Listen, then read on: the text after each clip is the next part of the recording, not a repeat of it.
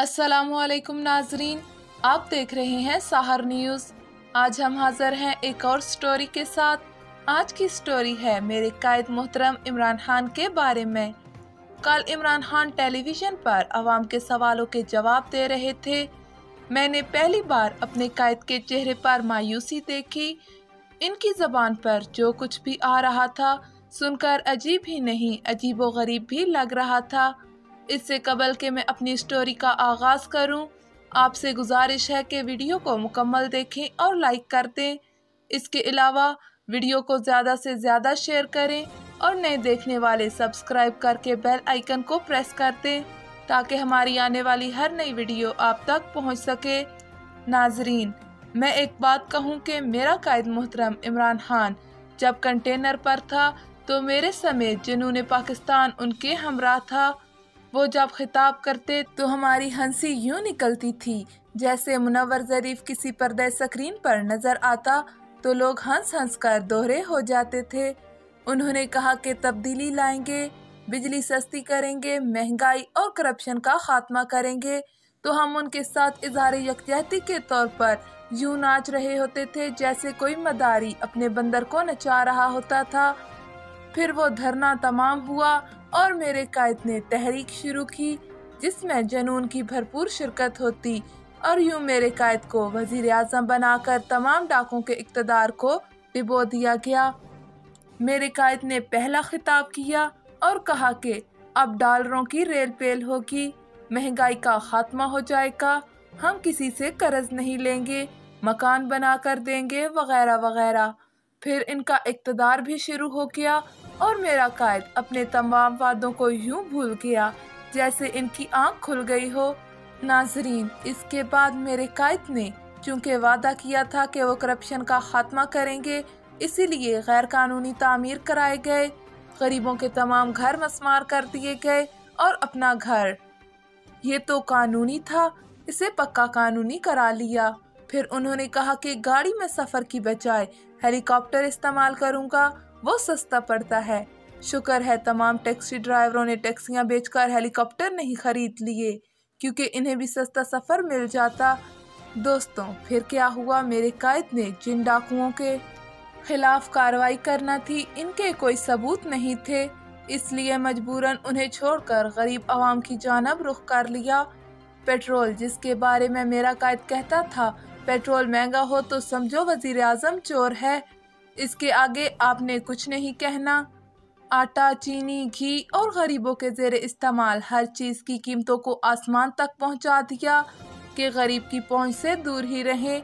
अद्वियात की कीमतों को तो नवाज शरीफ ने गरीब की पहुंच से दूर कर दिया क्योंकि लंदन में बैठकर जादू की छड़ी वो हिलाता है और कीमतें आसमानों पर पहुंच जाती हैं।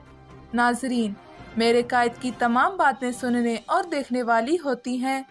आप देखें, सब्जियां पाकिस्तान में उगती हैं, कीमतें कंट्रोल नहीं हो पाती।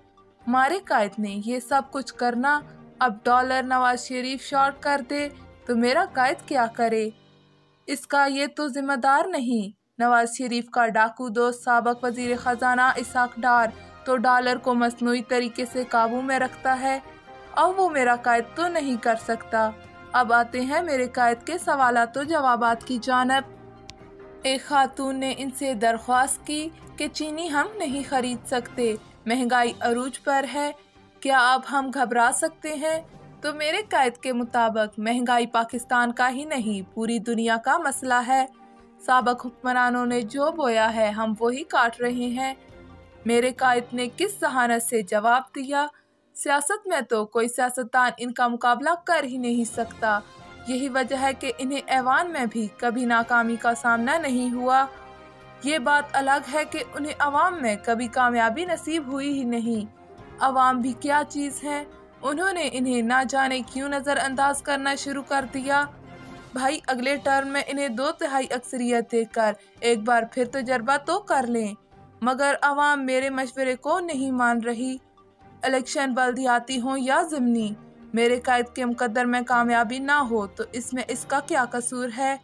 नाजरीन, मेरे कायद के चेहरे पर पहली मर्तबा मायूसी देखी गई। उन्होंने कहा कि अगर इन्हें इक़्तिदार से निकाला गया तो वो ख़तरनाक साबित होंगे मोहतरम, इसका जवाब मैं क्या दूं? मेरे कायद को तो कहीं गुस्सा ही ना आ जाए। मैं अब एक मशवरा अपने कायद को दूंगी। पहले तो हम निकले थे तब्दीली का नारा लेकर और वो हम ना ला सके। अब अवाम के पास क्या नारा लेकर जाएंगे? क्या अब यही पुराने लोग इलेक्शन लड़ेंगे, वो भी आपके टिकट पर? मेरा ख्याल है शायद ये ना हो। मोहतरम कायद, हमने जितना ख्वार होना था हो लिए। अब मेरा मशवरा है, अवाम आपके साथ हैं। छोड़ें इक़्तिदार को, शहीदों में शामिल होकर अवाम के पास जाएं। 2/3 अक्सरियत लें, फिर पूछेंगे मियां नवाज शरीफ से कि पाकिस्तानी अवाम में वो मकबूल हैं या हम। मेरे कायद का कहना था कि दफ्तर में बैठकर तमाशा देख रहे हैं। मोहतरम, अब तमाशा ना देखें, निकलें सड़कों पर ताकि आपको पता चले कि मुल्क कितना खुशहाल है। नए पाकिस्तान में हो क्या रहा है, अवाम तो आपका इंतज़ार ही कर रहे हैं। मेरी मान ले मेरे कायद, अब अगर नवाज शरीफ का तज़किरा ना किया जाए तो ये भी एक बड़ी ज़्यादती होगी, क्योंकि डाकू तो सिर्फ वही है। जब वो इक़्तिदार में आए तो पूरा मुल्क अंधेरों में था, लोड शेडिंग अरूज पर थी, गैस थी ना बिजली, अवाम तंग जिंदगी गुजार रहे थे। उन्होंने कर्जा लिया क्योंकि मुल्क का खजाना खाली हो चुका था। मुल्क चलाने के लिए कर्जा लेना भी ज़रूरी था।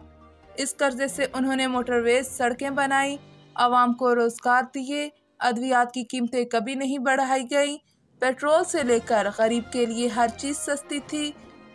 वो लूटता रहा, अवाम को खबर तक ना हुई। अब एक बार फिर अवाम को इसी डाकू की याद सता रही है। मेरा कायद अब जब सड़कों पर आया तो इसे तमाम चीज़ों का लग पता जाएगा। मेरा मोहतरम कायद ईमानदार तो है ही ना, ये बात तो सबको मानना ही पड़ेगी। मोहतरम कायद, अब आपसे अवाम ने हिसाब भी मांगना है, इसीलिए पर्चियाँ तैयार रखना। अब डाकुओं वाला राग भूलें, कोई नया राग तलाश करें, क्योंकि अब अवाम तो दरकनार आपके साथी भी जाने के लिए तैयार बैठे हैं। मैं पीपल्स पार्टी के बारे में भी कहूँगी। मोहतरमा बेनज़ीर भुट्टो पाकिस्तान में पाई की लीडर थीं। उन्होंने हमेशा गरीब अवाम की फलाह के प्रोग्राम बनाए। बेनज़ीर इनकम सपोर्ट प्रोग्राम आज भी इसकी मिसाल है। इनके दौर में तनख्वाहों में इजाफा किया जाता, गरीब को नौकरियां दी। आसफ अली जरदारी भी किसी से कम ना निकले। वो क्या थे, क्या हैं, हमें कोई गरज नहीं। उन्होंने अपने इक़्तिदार में गरीब की फलाह को ज़रूर देखा। अब बिलावल भुट्टो भी अपनी वालदा के मिशन पर ही चलेंगे, वो तो होगा ही।